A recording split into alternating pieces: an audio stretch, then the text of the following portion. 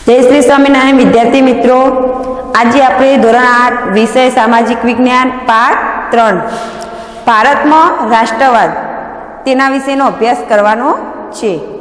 हवे भारत में राष्ट्रवाद एटले के भारत आपणो देश अने आपणा देश प्रत्ये केवी भावना, एकात्मता, गौरवता एना विषे चर्चा करवानी छे।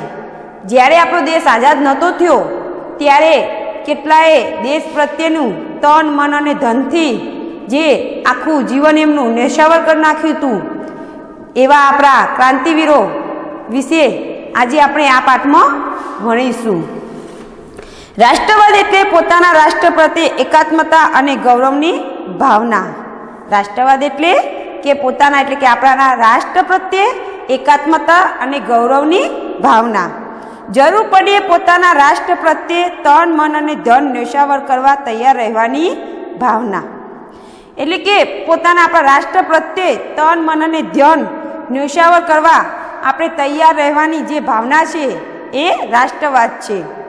ભારતમાં રાષ્ટ્રીય જાગૃતિના પરિબળો ખાસ કરીને ઈસવીસન 1857ના પ્રથમ સ્વાતંત્ર્ય સંગ્રામ બાદ વિકાસ પામ્યા। એટલે કે જે આપણી રાષ્ટ્રીય જાગૃતિના જે પરિબળો હતા એ ઈસવીસન 1857ના જે સ્વાતંત્ર્ય સંગ્રામ થયો હતો એના બાદ એ વિકાસ પામે છે। આધુનિક રાષ્ટ્રવાદનો સૌપ્રથમ ઉદ્ભવ યુરોપમાં જોવા મળે છે। હવે જે રાષ્ટ્રવાદનો સૌપ્રથમ ઉદ્ભવ થયો હતો એ ક્યાં જોવા મળે તો યુરોપમાં। નવજાગૃતિ, ધર્મ સુધારણા, અમેરિકા અને ફ્રાન્સની ક્રાંતિઓ, ઇટાલી અને જર્મનીનું એકીકરણ વગેરે પરિબળોએ યુરોપમાં રાષ્ટ્રવાદનો ફેલાવો કરવામાં મહત્વની ભૂમિકા ભજવેલી છે। હવે જે નવજાગૃતિ હતી, ધર્મ સુધારણા, ધર્મ અંગેની, અમેરિકા અને ફ્રાન્સની જે ક્રાંતિઓ થઈ હતી એમાં ઇટાલી અને જર્મનીનું જે એકીકરણ થયું હતું એ બધા જ પરિબળોએ આ રાષ્ટ્રવાદનો ફેલાવો કરવામાં એ મહત્વની ભૂમિકા ભજવેલી છે। ભારતમાં બ્રિટિશ શાસન હતું। આપણા ભારત દેશમાં પહેલું કયું શાસન હતું? બ્રિટિશ શાસન હતું। બ્રિટિશરોના સંપર્કને પરિણામે ભારતીયોના રાજકીય, સામાજિક, ધાર્મિક અને આર્થિક દૃષ્ટિકોણમાં ફેરફારો થયા। હવે બ્રિટિશરોના જે સંપર્કમાં આવ્યા એના પરિણામે જે ભારતીયો હતા આપણા એમાં રાજકીય, સામાજિક અને ધાર્મિક, આર્થિક એ દૃષ્ટિકોણમાં શું થયો હતો? ફેરફારો થયા હતા। ભારતમાં આધુનિક રાષ્ટ્રવાદને ઘડનારા પરિબળો ઊભા થયા। આપણા દેશમાં આપણું રાજ્ય એટલે કે સ્વરાજ જોઈએ। હવે આપણું દેશ એટલે આપણું રાજ્ય હોય તો કોનો હક જોઈએ? તો સ્વરાજનો એટલે કે પોતાનો એમ। આ વિચાર દેશના શિક્ષિત તથા બુદ્ધિશાળી લોકોમાં બ્રિટિશ શાસન દરમિયાન ફેલાતો ગયો। દેશવાસીઓમાં રાષ્ટ્રીય એકતાની ભાવના જાગૃત થઈ। હવે આપણા દેશવાસીઓ હતા એમાં રાષ્ટ્રીય એકતા પ્રત્યેની જે ભાવના હતી એ એમનામાં જાગૃત થાય છે। આવી રાષ્ટ્રવાદની ભાવના પેદા કરનારા પરિબળોનો આપણે અભ્યાસ કરીશું। હવે રાષ્ટ્રવાદનો જે પેદા કરવા માટે એટલે કે ઊભી કરવાની જે ભાવનાના એ પરિબળો છે તેના વિશે આપણે વિશેષમાં જોઈએ। પહેલું છે રાજકીય। પહેલું પરિબળ છે રાજકીય। અંગ્રેજોના શાસન પહેલાં આપણા દેશમાં રાજકીય એકતાનો અભાવ હતો। હવે અંગ્રેજ શાસન ચાલતું હતું ત્યારે જે આપણા દેશમાં જે રાજકીય એકતા નહોતો એનો અભાવ જોવા મળતો હતો। ભારતના નાના મોટા રજવાડાઓમાં વહેંચાયેલું હતું। આપણો જે ભારત દેશ હતું એ નાના મોટા રજવાડાઓમાં વહેંચાયેલું હતું। અંગ્રેજોએ ભારતના ઘણા રાજવીઓને હરાવીને મોટાભાગના ભારત ઉપર પ્રત્યક્ષ કે પરોક્ષ રીતે અંકુશ સ્થાપી દીધો। હવે આપણા જે રજવાડાઓ હતા નાના નાના રાજાઓના એમને એમના ઉપર પ્રત્યક્ષ કે પરોક્ષ રીતે એમ એ અંકુશો સ્થાપી દીધા હતા। અંગ્રેજોના તાબા હેઠળ એક સરખું વહીવટી તંત્ર અમલમાં આવ્યો। હવે જે રાજાઓનું હતું એ કોને લઈ લીધો વહીવટ? તો અંગ્રેજોએ।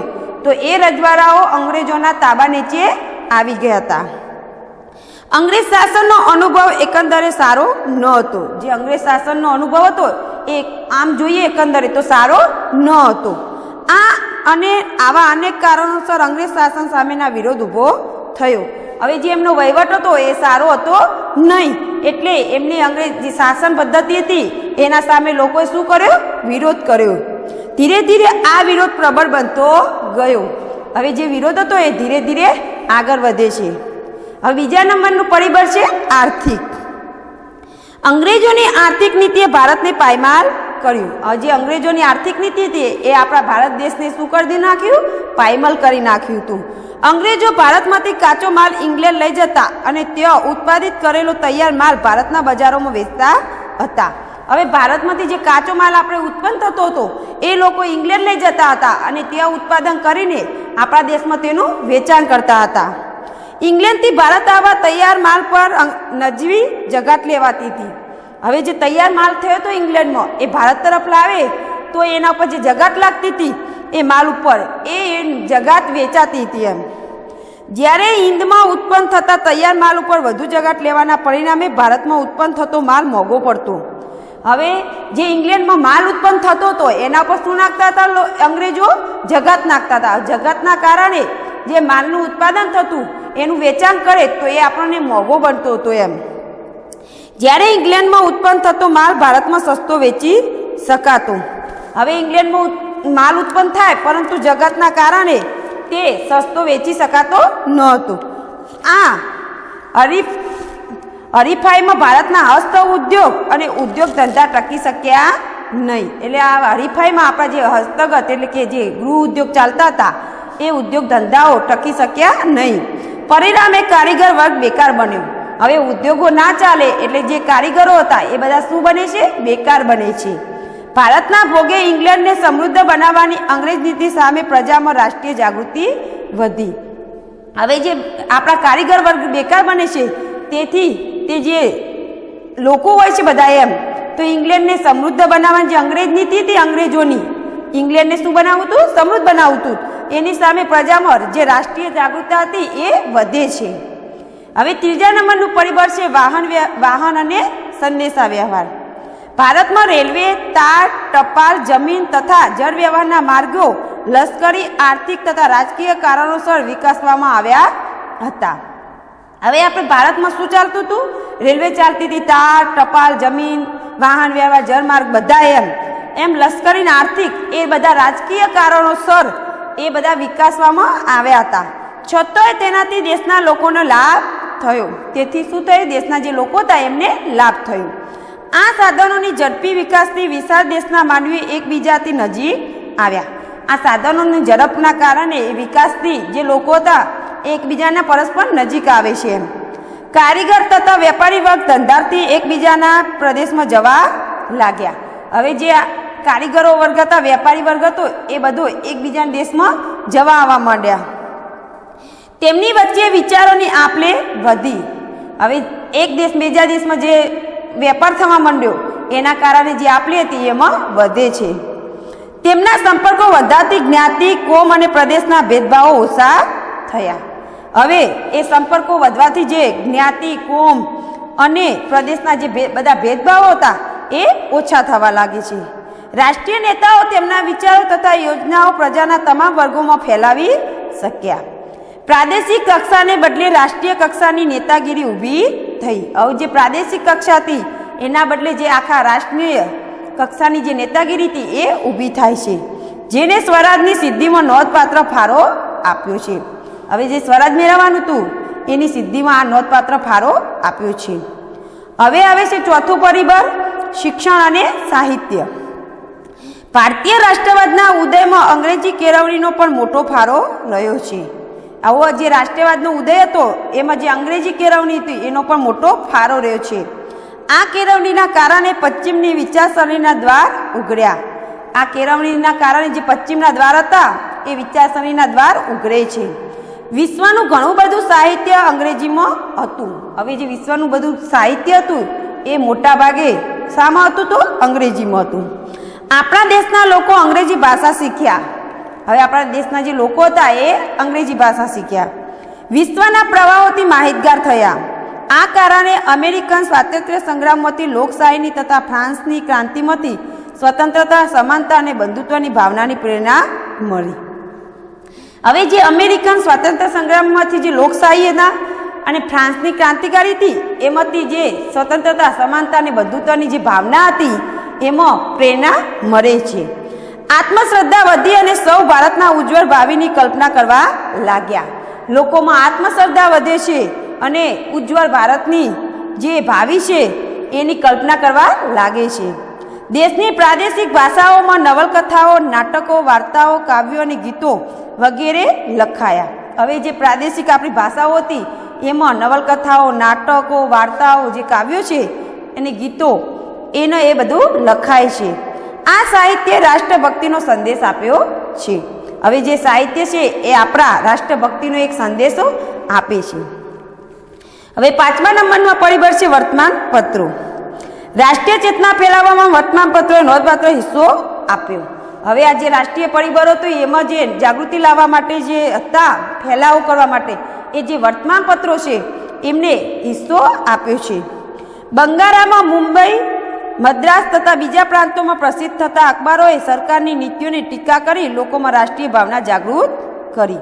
હવે બંગાળા છે, મદ્રાસ છે, મુંબઈ છે એવા અનેક પ્રસિદ્ધ એટલે કે અખબારો જે સામાયિક હતા, આ જે સમાચાર પત્રો એમની જે અંગ્રેજોની નીતિઓ હતી એની ટીકા કરે છે અને આખા અખબાર છાપું બધાય વેચાય, પેપર કહીએ આપણે, ન્યૂઝપેપર એ, ત્યારે લોકોમાં અંગ્રેજોની જે નીતિઓ હતી એના વિશે વાંચીને આપણી જે લોકોમાં રાષ્ટ્રીય ભાવના જાગૃત થવી જોઈએ એ એના વર્તમાન પત્રો દ્વારા થઈ હતી.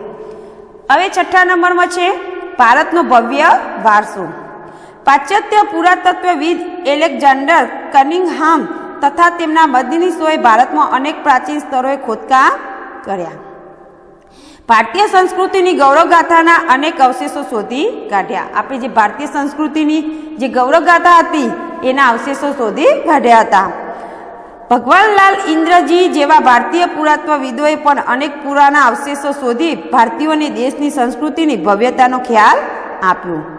પશ્ચિમના વિદ્વાનોએ ભારતીય સંસ્કૃતિ વારસાને લગતી શોધખોળ કરી. હવે જે આપણા પશ્ચિમના વિદ્વાનો હતા એ ભારતીય સંસ્કૃતિની વારસાને જે લગતી હતી બાબતો એની શોધખોળ કરી. ભારતના વિદ્વાનો પણ જોડાયા. આપણા જે ભારતના વિદ્વાનો હતા એમાં પણ જોડાય છે. પુસ્તકો પણ લખાયા. ગૌરવપૂર્ણ સાહિત્ય અને સંશોધનથી દેશવાસીઓની રાષ્ટ્રીય અસ્મિતા જાગૃત થઈ. હવે આ ગૌરવપૂર્ણ જે સાહિત્ય હતું અને સંશોધન હતું એ દેશવાસીઓની જે રાષ્ટ્રીય અસ્મિતા હતી એના વિશે જાગૃત થઈ છે. હવે તમારે જાણવાનું છે કે પાશ્ચાત્ય વિદ્વાનો Max Muller, Wilson, Fergusson, Buhler, Fleet તથા ભારતીય વિદ્વાનો રાજેન્દ્રલાલ મિત્ર, રામકૃષ્ણ ગોખલે, ભાંડારકર, હરિપ્રસાદ શાસ્ત્રી વગેરેના લખાણોએ ભારતના વેદો, ઉપનિષદો, રામાયણ, મહાભારત, ગીતા, સ્મૃતિ પુરાણો વગેરેનું મહત્વ લોકોને સમજાવ્યું. હવે આપણા જે વિદ્વાનો હતા એમના બધાના નામ આપ્યા છે. જે એમને આપણા લખાણો જે ભારતના વેદો, ઉપનિષદો છે, રામાયણ, મહાભારત, ગીતા, સ્મૃતિ પુરાણો એમના વિશેનું મહત્વનું એ લોકોમાં સમજાવ્યું છે. હવે છે હિન્દીય રાષ્ટ્રીય મહાસભા, ઇન્ડિયન નેશનલ કોંગ્રેસની સ્થાપના. જે હિન્દીય રાષ્ટ્રીય મહાસભાને શું કહેવાય? બીજું ઇન્ડિયન નેશનલ કોંગ્રેસ, એની સ્થાપના. હિન્દીય રાષ્ટ્રીય મહાસભાની સ્થાપનામાં ઉપરના પરિબળો તથા કેટલીક પ્રાદેશિક સંસ્થાઓનો પણ ફાળો હતો. હવે જે રાષ્ટ્રીય જાગૃતિની ભાવના પેદા કરનાર પરિબળો આપણે જોયા, ભારતનો ભવ્ય વારસો, વર્તમાનપત્રો, વાહન વ્યવહાર અને સંદેશા વ્યવહાર, શિક્ષણ અને સાહિત્ય, રાજકીય પરિબળો, આર્થિક પરિબળો, એ બધામાં એમને આ બધી સંસ્થાઓ જે છે આપણી એ અનેક ગણો ફાળો આપ્યો હતો. આ સંસ્થાઓએ રાષ્ટ્રીય મહાસભાની સ્થાપનાની ભૂમિકા તૈયાર કરી. હવે જાણવાનું છે હિન્દી રાષ્ટ્રીય મહાસભા અગાઉના પ્રાદેશિક સંગઠનો તો કયા હતા? તો Bengal British Indian society, Kolkata, અત્યારે આપણે કલકત્તા કહીએ. મદ્રાસ નેટિવ સભા એટલે કે ચેન્નઈ, મદ્રાસ. ઇન્ડિયન એસોસિએશન એટલે કોલકાતામાં આવી. બોમ્બે એસોસિએશન એ મુંબઈમાં આવી. સાર્વજનિક સભા એ પુણેમાં આવી છે. હવે સર એલન એક્ટિવ હ્યુમન હુમ, એનું ટૂંકું નામ છે AO હ્યુમ નામના નિવૃત્ત અંગ્રેજ અધિકારીને ખાતરી થઈ ચૂકી હતી કે બ્રિટિશ સામ્રાજ્ય ઉપર દેખાય એટલું સલામત નથી. હવે જે બ્રિટિશ સામ્રાજ્ય આપણને દેખાતું હતું ઉપરથી એટલું સલામત હતું નહીં. તેઓ માનતા કે જનતામાં ફેલાય અસંતોષને ઘટાડવામાં નહીં આવે તો 1857ના સ્વાતંત્ર્ય સંગ્રામ જેવી ઘટના ફરીથી પણ બને. હવે જે જનતામાં રોષ ફેલાયેલો હતો જે એ જો નહીં સંતોષાય લોકોને તો જે 1857નો સ્વાતંત્ર્ય સંગ્રામ થયો હતો એવો માહોલ થઈ જશે. આ જન આક્રોશ રોકવા તેમણે બંધારણીય સંસ્થા સ્થાપવાનું વિચાર્યું. હવે જે જનતાનો જે આક્રોશ હતો, જન એટલે લોકોનો, જે એમને રોકવા માટે તેમને બંધારણીય સંસ્થાનું સ્થાપનાનું વિચાર્યું. એમ તાત્કાલિક વાઇસરોય ડફરીનને સમજાવ્યા. જે વાઇસરોય હતા ડફરીન, એમને સમજાવવામાં આવે છે. નિવૃત્ત અધિકારીના વિચારે વાઇસરોયને પણ ટેકો મળ્યો. હવે જે નિવૃત્ત અધિકારી હતા વાઇસરોય, એમને પણ આમાં સફળતા માટે ટેકો આપે છે. એઓયુના પ્રયત્નોથી ડિસેમ્બર 1885માં હિન્દી રાષ્ટ્રીય મહાસભાની સ્થાપના કરવામાં આવી. હવે એઓયુના પ્રયત્નોથી જે ડિસેમ્બર મહિનો હતો એની કઈ સાલ છે તો 1855માં હિન્દી રાષ્ટ્રીય મહાસભાની સ્થાપના કરવામાં આવે છે. મુંબઈની ગોકળદાસ તેજપાલ સંસ્કૃત પાઠશાળામાં 28મી ડિસેમ્બર 1885ના રોજ વ્યોમેશચંદ્ર બેનર્જીના પ્રમુખ પદે તેમનું પ્રથમ અધિવેશન મળ્યું. હવે પ્રમુખ પદે કોણ આવે છે તો વ્યોમેશચંદ્ર બેનર્જી, એમનું પ્રથમ અધિવેશન મળે છે. તેમાં ભારતના જુદા જુદા પ્રદેશોમાંથી 72 પ્રતિનિધિઓએ હાજરી આપી હતી. હવે જ્યારે પ્રથમ અધિવેશન મળે છે ત્યારે પ્રમુખ પદે વ્યોમેશચંદ્ર બેનર્જી હોય છે, ત્યારે 72 પ્રતિનિધિઓ છે એ આ અધિવેશનમાં હાજરી આપે છે. તેમાં દાદાભાઈ નવરોજી, ગોપાલકૃષ્ણ ગોખલે, ફિરોઝ શાહ મહેતા, બદરુદ્દીન તૈયબજી, કેટી તેલંગ, દીન શાહ વચ્છા વગેરે મુખ્ય આગેવાનો હતા. હવે જે આ બધા નામ આપ્યા છે, દાદાભાઈ નવરોજી, ગોપાલકૃષ્ણ ગોખલે ને બધા, એ આ જે પ્રતિનિધિઓ મળ્યા હતા 72 પ્રતિનિધિઓમાં, અને પ્રમુખ પદે વ્યોમેશચંદ્ર જે બેનર્જી હતા, એમાં આ મુખ્ય આગેવાનો હતા.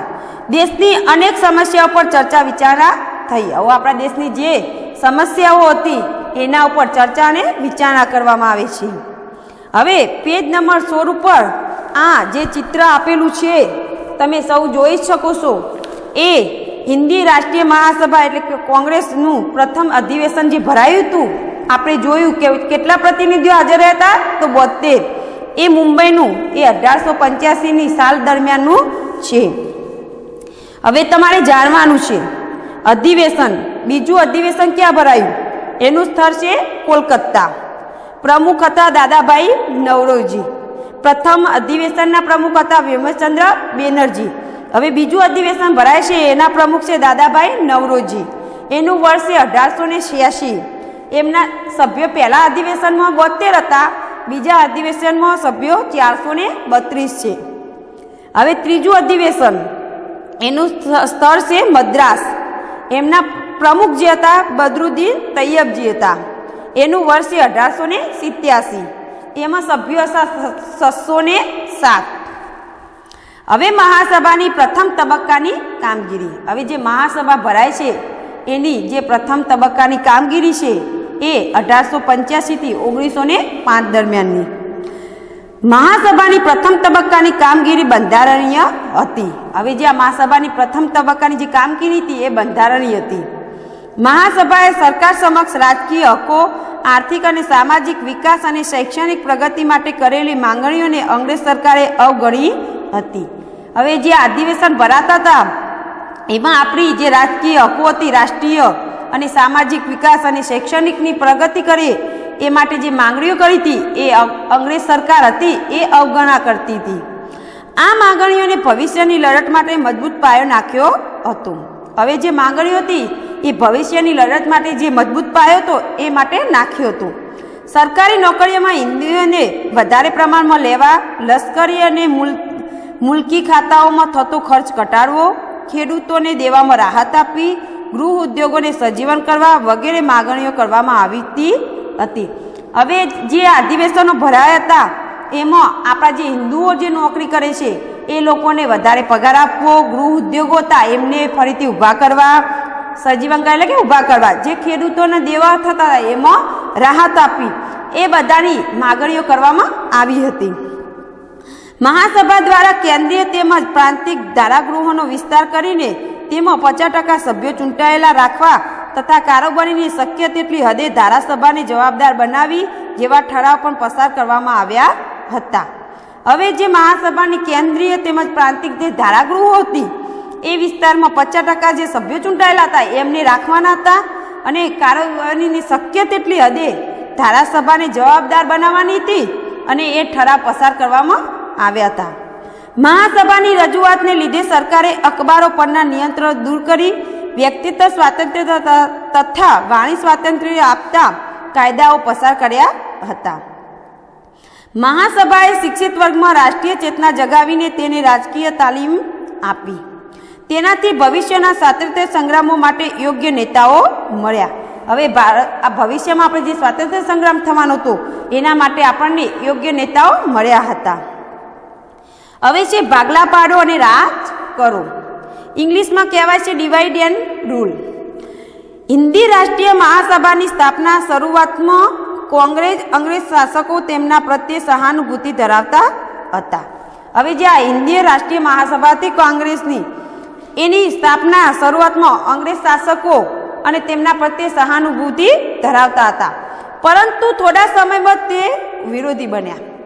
થોડો સમય થયો ત્યારે શું બને છે? એમના વિરોધી બને છે. કોંગ્રેસના અધિવેશનના શરૂમાં સરકારી અધિકારીઓ હાજર રહેતા હતા. હવે જે કોંગ્રેસનું અધિવેશન ભરાતું હતું એમાં જે સરકારી અધિકારીઓ હતા એ હાજર રહેતા હતા. પાછળથી સરકારે તેમને કોંગ્રેસના અધિવેશનમાં હાજરી આપવા પર પ્રતિબંધ મૂક્યો. હવે આપણી જે સરકાર હતી એમને જે અધિવેશન ભરાતું હતું એમાં હાજરી આપવા માટે શું કર્યું? પ્રતિબંધ મૂક્યો. ગવર્નર જનરલ કરઝનને રાષ્ટ્રીયતા વિરોધી કેટલાક પગલાં ભર્યા અને ભારતના લોકમતની અવગણના કરી. હવે જે કરઝન હતું એ આ રાષ્ટ્રીયતા આપણે વિરોધના એ પગલાં ભરે છે અને જે લોકમતની હતી એની અવગણના કરે છે. તેણે ભાગલા પાડો અને રાજ કરોની નીતિ અપનાવીને બંગાળાનું ઈસવીસન 1905માં વાઇસરોય કરઝને વિભાજન કર્યું. હવે 1905માં જે ભાગલા પાડો અને રાજ કરો હતો એ નીતિ અપનાવી અને બંગાળાનું એ 1905માં વાઇસરોય કરઝને વિભાજન કર્યું હતું. હવે છે બંગાળાના ભાગલા 1905માં. બંગાળાના બ્રિટિશ હિંદનો સૌથી મોટો પ્રાંત હતો. હવે જે બંગાળમાં હતો બ્રિટિશ હિંદનો એ સૌથી મોટો પ્રાંત હતો. તેમાં બિહાર અને ઓડિશાના કેટલાક પ્રદેશોનો સમાવેશ થતો હતો. એમાં બિહાર અને ઓડિશાના જે પ્રદેશો હતો એ પ્રદેશોનો સમાવેશ થતો હતો. તેની વસ્તી 7 કરોડ 80 લાખથી વધુ હતી. એ જે વસ્તી હતી એમાં 7 કરોડ અને 80 લાખથી વધુ હતી. આટલા મોટા પ્રાંતને વહીવટ કરવાનું મુશ્કેલ હોવાથી તેનું વિભાજન કરવું જરૂરી હતું. હવે વસ્તી 7 કરોડ ને 80 લાખ હતી એટલે મોટો પ્રાંત બનતો હતો, તેથી વહીવટ કરવો મુશ્કેલ પડતો હતો, એટલે કે એના ભાગ કરવા જરૂરી બને છે. આમ છતાં તે પ્રાંતમાંથી બિહાર અને ઓડિશાના પ્રદેશ અલગ કરવાને બદલે મુસ્લિમ બહુમતીવાળા પૂર્વ બંગાળાને તેમાંથી અલગ કરવામાં આવ્યું. બંગાળા તે સમય સૌથી વધુ જાગૃત પ્રાંત હતો. હવે સૌથી વધુ જાગૃત પ્રાંત કયો હતો? તો બંગાળ હતું. વાઇસરોય કરઝને મુસ્લિમ બહુમતીને અલગ કરી હિન્દુ મુસ્લિમ વચ્ચે કોમવાદ ઊભો કરીને વધતી જતી રાજકીય જાગૃતિને નબળી પાડવા માંગતો હતો. જે વાઇસરોય કરઝન હતો એ આપણી મુસ્લિમ બહુમતી અને હિન્દુ મુસ્લિમ વચ્ચે જે કોમવાદ ઊભો થાય એ માટે વધતી જતી રાજકીય જે જાગૃતિ હતી એને નબળી પાડવા માંગતો હતો. રાષ્ટ્રીય નેતાઓ અને લોકો સરકારનો ઈરાદો સમજી ગયા અને તેઓએ આ યોજનાનો ઉગ્ર વિરોધ કર્યો. હવે જે લોક સરકાર હતો એ આ જે કરઝનનો ઈરાદો હતો એ સમજી જાય છે અને તેઓ જે આ યોજના હતો એનો ઉગ્ર વિરોધ કરવા લાગે છે.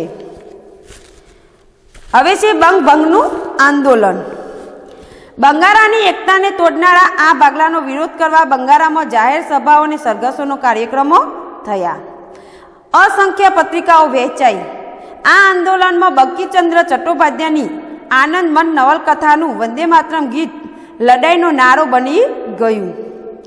આખા દેશમાં રાષ્ટ્રીય ભાવનાનું અભૂતપૂર્વ મોજું ફરી વળ્યું. જે દિવસે ભાગલાનો અમલ શરૂ થયો તે દિવસ બંગાળામાં શોક દિન તરીકે ઉજવવામાં આવ્યો. જે દિવસે ભાગલા પાડવાનો અમલ શરૂ થયો હતો ત્યારે તે દિવસે જે બંગાળામાં જાગૃતિ હતી પ્રજા એ શોક દિન તરીકે ઉજવવામાં આવ્યો હતો. આખા પ્રદેશમાં હડતાળ પાડવામાં આવી હતી. જે પ્રદેશ હતો આખો એમાં શું કરવામાં આવ્યું? તો હડતાળ પાડવામાં આવી. રવિન્દ્રનાથ ટાગોરની સૂચનથી તે દિવસે એકતા દિન તરીકે પણ ઉજવવામાં આવ્યો. હવે જે રવિન્દ્રનાથ ટાગોર હતા એમનું સૂચન કરવાથી એ દિવસને એકતા દિન તરીકે પણ ઉજવવામાં આવ્યો હતો. હવે છે સ્વદેશી આંદોલન. બંગભંગની લડતને ઉગ્ર અને વ્યાપક બનાવવાનું નક્કી થયું. જે બંગભંગની લડત હતી એને ઉગ્ર અને વ્યાપક બનાવવા નક્કી કરવામાં આવે છે. આ ચળવળમાં મુખ્ય 3 લક્ષણો હતા. જે સ્વદેશી આંદોલન હતું એમાં મુખ્ય 3 લક્ષણો હતા. પહેલું છે સ્વદેશી માલનો વેપાર કરવો. જે સ્વદેશી એટલે આપણે પોતે બનાવ્યો તો એ માલનો વેપાર કરવાનો હતો. વિદેશી માલનો બહિષ્કાર કરવો. વિદેશમાંથી જે માલ આવે એનો શું કરવો? બહિષ્કાર કરવો. અને રાષ્ટ્રીય શિક્ષણ લેવું. આપણું જે શિક્ષણ હતું એ લેવું એમ. આ ઉદ્દેશોને હાંસલ કરવા બંગાળના લોકોએ વ્યાપક લડત ચલાવી. હવે આ 3 જે ઉદ્દેશો હતા કે આપણા સ્વદેશી માલનો સ્વીકાર કરવો, જે વિદેશી માલ હતો એનો બહિષ્કાર કરવો અને રાષ્ટ્રીય શિક્ષણ લેવું, એ ઉદ્દેશોને હાંસલ કરવા માટે લોકોએ વ્યાપક લડત ચલાવી. એક લડત સમિતિની રચના કરવામાં આવી. આ લડત ઉપાડવા માટે સમિતિની રચના કરવામાં આવી. તેમાં સુરેન્દ્રનાથ બેનર્જી, બિપિનચંદ્ર પાલ અને અરવિંદ ઘોષ જેવા કોંગ્રેસના આગળ પડતા નેતાઓ હતા. વિદેશી કાપડ અને અન્ય ચીજવસ્તુનો બહિષ્કાર કરી સ્વદેશી માલ વાપરવા લોકોને આગ્રહ કરવામાં આવ્યો. હવે જે વિદેશી કાપડ અને અન્ય ચીજો વાપરતા હતા વિદેશની, એનો બહિષ્કાર કરવો અને સ્વદેશ એટલે કે આપણા માલનો જે હતો એનો વપરાશ કરવો, એના વિશે લોકોને સલાહ આપતા હતા. સ્વદેશી માલના ફાયદા સમજાવવામાં આવ્યા. હવે જે આપણો સ્વદેશી માલ હતો એના શું ફાયદા થાય એના વિશે સમજાવતા હતા. વર્તમાનપત્રોમાં લખાણો, સરઘસો, જાહેર સભાઓ અને લોકગીતો દ્વારા સ્વદેશીનો પ્રચાર કરવામાં આવ્યો. સ્વદેશી માલ બનાવનારા કારખાનાઓ શરૂ થયા. હવે જે સ્વદેશી માલ વાપરવાનો આગ્રહ કરતા હતા એ માટે એ સ્વદેશી માલનું ઉત્પાદન કરવા માટે કારખાનાઓ શરૂ કર્યા. ઇંગ્લેન્ડથી આયાત થતા કાપડ, મીઠું, ખાંડ, બૂટ, સિગરેટ, તમાકુ વગેરેની આયાતો ઘટી અને ભારતમાં બનેલા કાપડ અને અન્ય ચીજવસ્તુઓનું વેચાણ વધ્યું. હવે ઇંગ્લેન્ડમાંથી જે આપણે વિદેશી માલ બધો મંગાવતા હતા એનું શું થયું? એ આયાત હતી એ ઘટે છે અને આપણા દેશમાં જે કારખાનાઓ ચાલુ થયા એટલે જે સ્વદેશી ચીજવસ્તુ હતી એનો વપરાશ વધે છે. સ્વદેશી ચળવળ બંગાળના ઉપરાંત હિંદના અન્ય પ્રાંતમાં પણ ફેલાઈ. હવે જે આ સ્વદેશી ચળવળ હતી એ બંગાળ છતાં બીજા અન્ય રાજ્યોમાં આ હિંદના પ્રાંતમાં એ ફેરવાય છે. હવે છે રાષ્ટ્રીય શિક્ષણ. સ્વદેશી અને બહિષ્કાર સાથે સંકળાયેલું 1905ના આંદોલનનું ત્રીજું મહત્વનું લક્ષણ રાષ્ટ્રીય શિક્ષણ હતું. બંગભંગની ચળવળમાં વિદ્યાર્થીઓ આગળ પડતો ભાગ લીધો. હવે જે બંગભંગની ચળવળ હતી એમાં જે વિદ્યાર્થીઓ હતા એ આગળ પડતો ભાગ લે છે. તેથી વિદ્યાર્થીઓ સામૂહિક દંડ કરવાની માંડીને તેમને સારા કોલેજમાંથી કમી એટલે કે બરતરફ કરવા સુધીના પગલાં ભરવામાં આવ્યા. જે વિદ્યાર્થીઓ ભાગ લે છે તેમને સામૂહિક દંડ કરીને એમને સારા કોલેજમાંથી કમી કરી દે એટલે કે એમને નિકાળી કાઢવા એવું એમના પર એ સુધીના પગલાં ભરવામાં આવે છે. પરિણામે વૈકલ્પિક શિક્ષણ તરીકે રાષ્ટ્રીય શાળાઓ શરૂ કરવામાં આવી. હવે નામ કમી કરી નાખે એટલે કઈ રીતે શિક્ષણ મેળવે તો તે માટે વૈકલ્પિક શાળાઓ શરૂ કરવામાં આવે છે. બંગાળમાં ઈસવીસન 1907માં 25 રાષ્ટ્રીય માધ્યમિક શાળાઓ અને 300 રાષ્ટ્રીય પ્રાથમિક શાળાઓ હતી. હવે બંગાળમાં જોઈએ તો ઈસવીસન 1907માં 25 રાષ્ટ્રીય માધ્યમિક શાળાઓ હતી અને 300 એ રાષ્ટ્રીય પ્રાથમિક શાળાઓ હતી. રવિન્દ્રનાથ ટાગોરે ઈસવીસન 1901માં શાંતિ નિકેતનમાં વિશ્વ ભારતી વિદ્યાલય શરૂ કરી. જે રવિન્દ્રનાથ ટાગોર હતા એમને 1901માં જે શાંતિ નિકેતન હતી એમાં વિશ્વ ભારતી વિદ્યાલય શરૂ કરી.